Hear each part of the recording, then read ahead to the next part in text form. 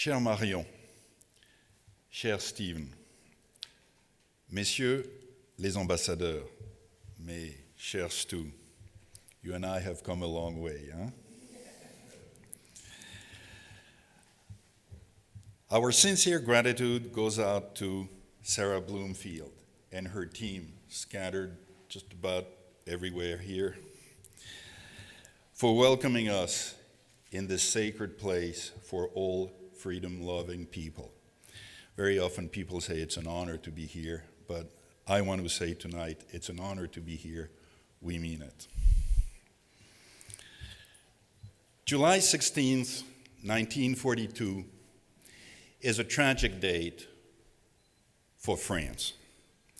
On this date, more than 13,000 innocent human beings were arrested, rounded up, raflés in French, for nothing more than their religion in the greater Paris area. On an anniversary of this event, the President of the French Republic recognized the responsibility of France in this tragedy. A few years later, on the same date, another president of the French Republic delivered a very inspiring speech on behalf of the French nation. Many of his words on that occasion will be mine tonight. As you can see behind me, or almost behind me, the name of our company, SNCF, is followed by three fundamental concepts: remembrance, teaching, and prevention. We have a duty to remember. SNCF support to highly respected institutions, such as the Paris-based Mémorial de la Shoah, the Jerusalem-based Yad Vashem, and the Washington, D.C.-based United States Holocaust Memorial Museum, underscores our belief that it is critically important to preserve the memory of those murdered and to honor the graveless dead, those whose only graves are our collective memory. Such is our inalienable obligation. The names of these tormented victims must never fall into oblivion. We are in the midst of stones which were assembled to remember those who perished under circumstances that will darken human history for eternity. In addition, these stones provide a place for our collective memory to reside. And when future generations will inquire as to the meaning of these stones, we can tell them that these stones are forever a memorial to the 6 million Jewish martyrs. May these stones be a living testimony forever. May these stones be their graves forever. We must prioritize teaching.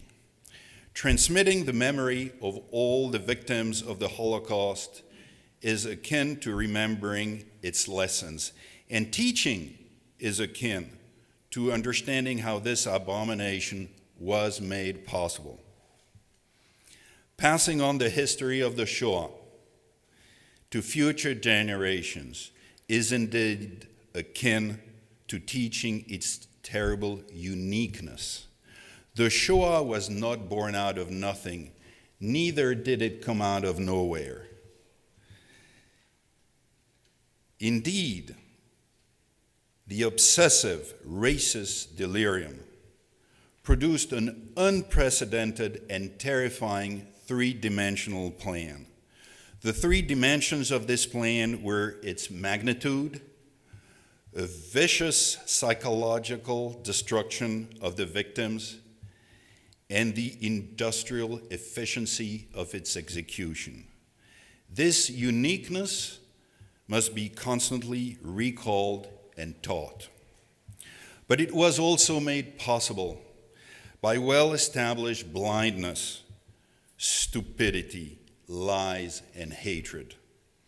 The genocide of the Jewish people was preceded by multiple warning signs that did not awaken the conscience of humanity anywhere.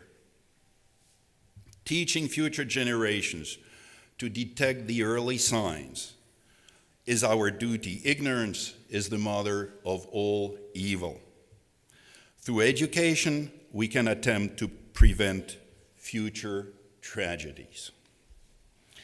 To aspire to prevention, we must fight for the integrity of history, because history is under assault. How many times have I heard never again? I've heard it here in America, I've heard it here in France, but it is unfortunately false to say never again. Tragically, since 1945, there have been many more genocides, and it is to the credit of the United States Holocaust Memorial Museum to have brought focus on many of these contemporary mass murders.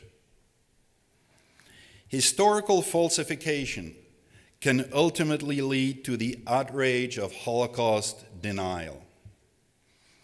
Recently, there have been attempts to rewrite the history of the Holocaust to serve evil deeds. From an ethical standpoint, no comments are needed here tonight on such behavior. However, some fabricated stories relieve the true perpetrators of the Holocaust and their accomplices of their culpability, of their historical culpability in what was, by its nature, by its scale, its methods, and the terrifying precision of its murderous implementation, an abyss in the history of mankind.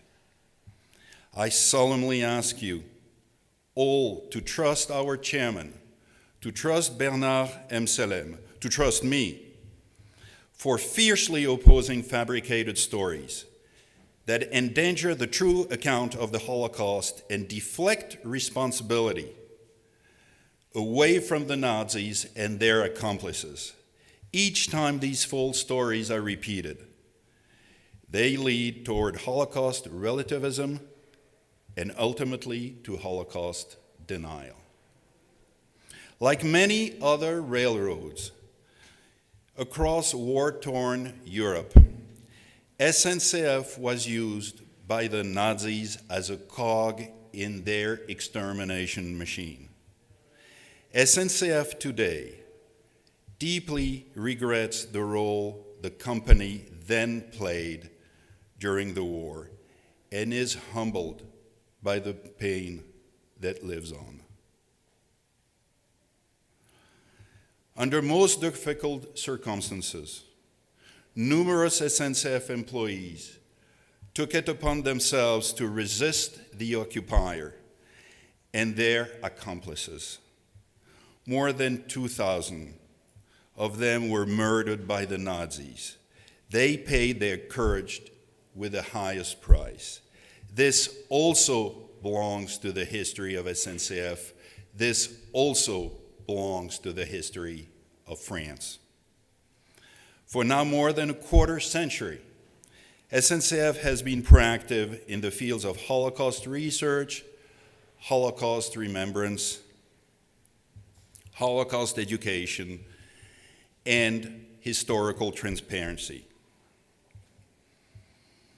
SNCF is determined to defend the historical integrity of the Holocaust. We have that obligation to those whose souls rest right here. But we also have this obligation to the generations to come, to our children. Thank you.